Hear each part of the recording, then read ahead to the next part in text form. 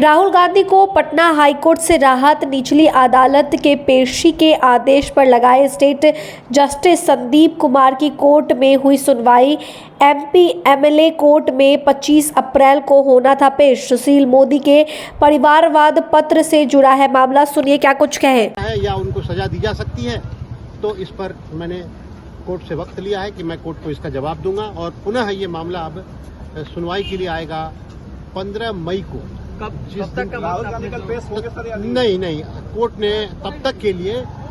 रोक लगा दी। निचली अदालत की सुनवाई पर रोक लगा दी है कि जब तक अभी अगली सुनवाई यहाँ नहीं होती है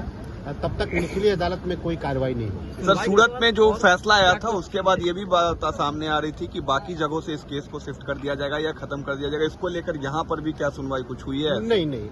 देखिए, सूरत का जो फैसला आया है उसके आधार पर कोई शिफ्टिंग होगी यहाँ से वहाँ की, ये नहीं हुई है बात जी। मैंने अदालत के सामने ये बताया कि रांची में, झारखंड में भी एक राहुल गांधी के ऊपर मुकदमा चल रहा है जो कि इस मामले के लिए भी है और उसमें रांची में भी राहुल गांधी जी ने कहा था कि सारे मोदी चोर हैं। तो वहाँ के एक वकील ने एक मुकदमा कर रखा है कि राहुल गांधी की पार्टी, कांग्रेस पार्टी को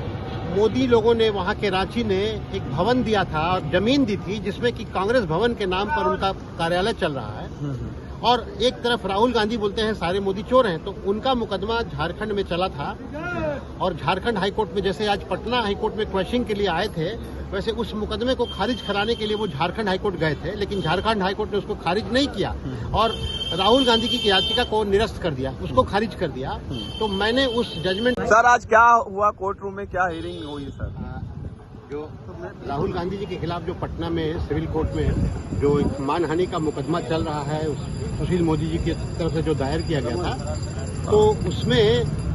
कल यानी 25 तारीख को पटना के कोर्ट ने श्री राहुल गांधी जी को बुलाया था और उनके वकील ने वहाँ ये कहा था कि उनको 25 तारीख को उपस्थित कराएंगे हम। लेकिन उसके बाद उन्होंने एक पिटीशन फाइल किया हाई कोर्ट में कि अब एक नया फैसला चूंकि सूरत कोर्ट का आ गया है जिसमें कि राहुल गांधी जी को उसी अपराध के लिए सजा हो गई है, यानी कि मानहानि के लिए ही उनके खिलाफ एक गुजरात के एमएलए ने जो वहाँ मुकदमा दायर किया था गुजरात में, सूरत में, उस केस में उनको बाकायदा ट्रायल करके और उनको सजा दे दी गई है। तो जब उनको उसी अपराध के लिए एक जगह सजा दी गई है तो यहाँ पर पटना के कोर्ट में उनके ऊपर ट्रायल नहीं चलना चाहिए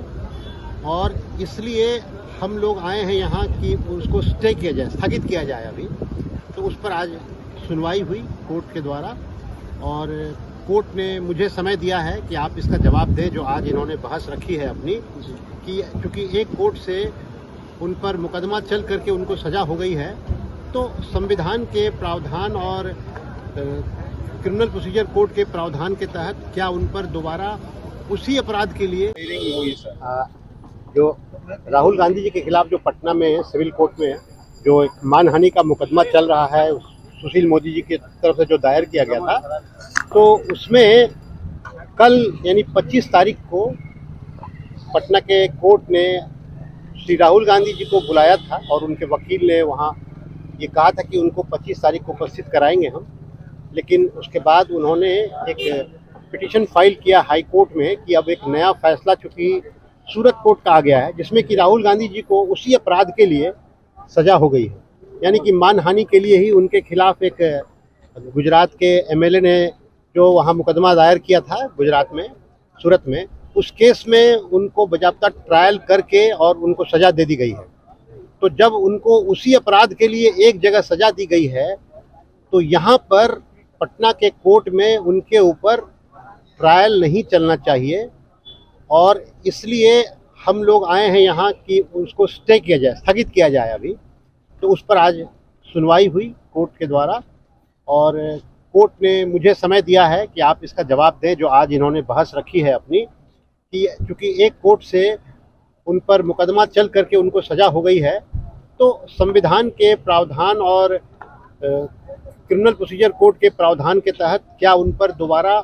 उसी अपराध के लिए ट्रायल चल सकता है या उनको सजा दी जा सकती है। तो इस पर मैंने कोर्ट से वक्त लिया है कि मैं कोर्ट को इसका जवाब दूंगा और पुनः ये मामला अब सुनवाई के लिए आएगा 15 मई को। कब जिस दिन राहुल गांधी कल पेश होंगे सर या नहीं नहीं, कोर्ट ने तब तक के लिए रोक लगा दी है। निचली अदालत की सुनवाई पर रोक लगा दी है कि जब तक अभी अगली सुनवाई यहाँ नहीं होती है तब तक निचली अदालत में कोई कार्रवाई नहीं होगी। सूरत में जो फैसला आया था उसके बाद ये